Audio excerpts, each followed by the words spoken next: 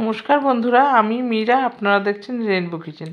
আজকে আমি আপনাদের সাথে শেয়ার করব সজনে ডাঁটা আলু দিয়ে রুই মাছের ঝোল। চলুন তাহলে দেখে নিই আমি কিভাবে রান্নাটা করি। আমি এখানে 5 পিস রুই মাছ নিয়েছি। মাছটা ভালো করে ধুয়ে আমি লবণ মেখে রেখেছিলাম। এবার আমি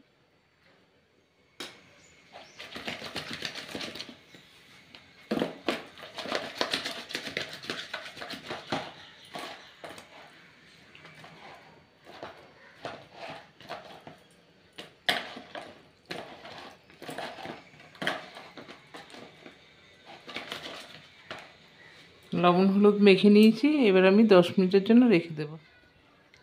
এবার আমি মাছগুলো ভেজে নেব।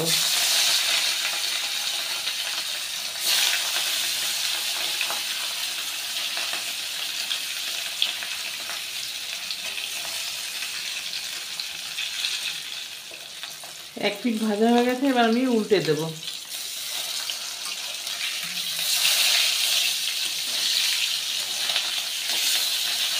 আমি কিন্তু খুব কড়া করে মাছগুলো ভাজবো না, হালকা করেই ভেজে নেব। মাছ ভাজা হয়ে গেছে, এবার আমি তুলে নেব।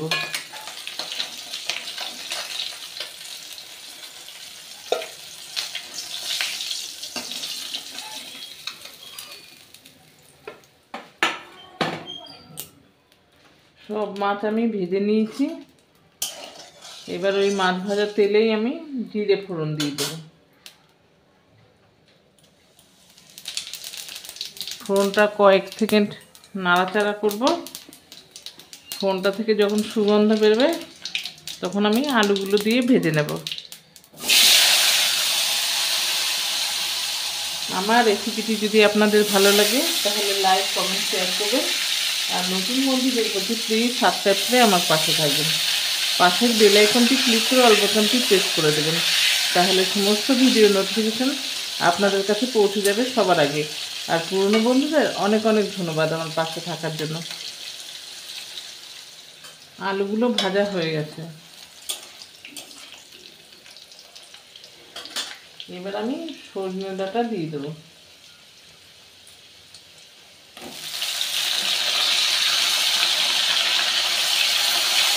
আর দেবো কয়েক পিস টমেটো কুচি দিয়ে আমি খুব ভালো করে নেড়ে মিশিয়ে দেবো।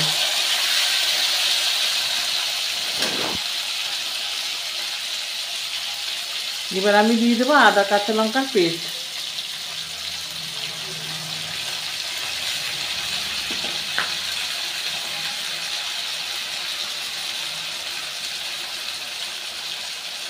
আর দেবো এখানে জিরে ধনে বাটা,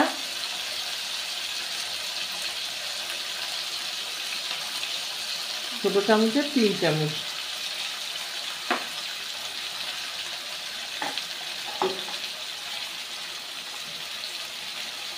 আর দেবো স্বাদ মতো লবণ। সব কিছু আমি খুব ভালো করে কষিয়ে নেব।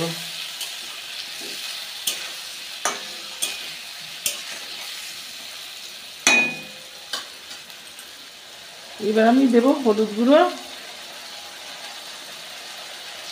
আর দেবো লঙ্কা গুঁড়ো।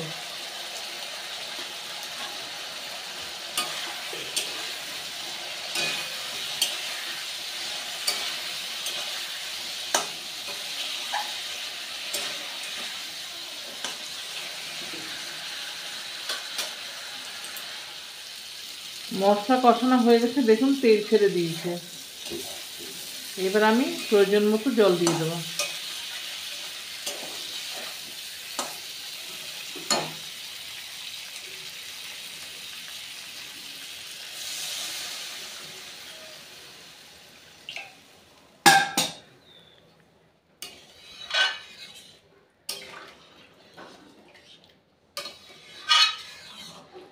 নেড়ে চেড়ে খুব ভালো করে মিশিয়ে দিলাম।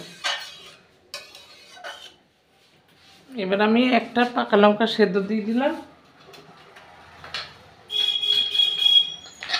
এবার ঢেকে রাখবো।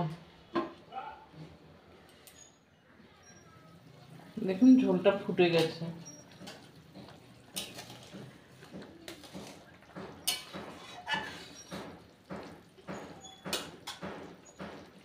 নেড়ে ছেড়ে আমি আবারও ঢেকে রাখবো।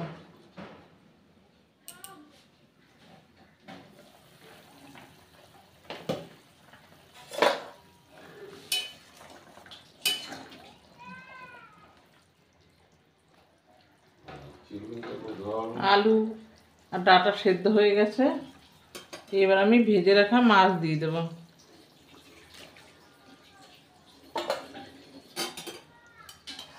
মাছ দিয়ে একটু ফুটিয়ে নেব,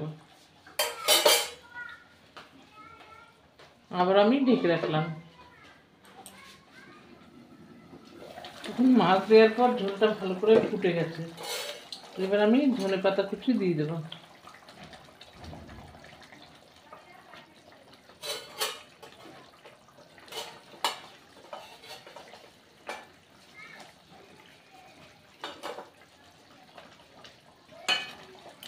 আমার রান্নাটা হয়ে গেছে, এবার আমি সার্ভ করে নেব।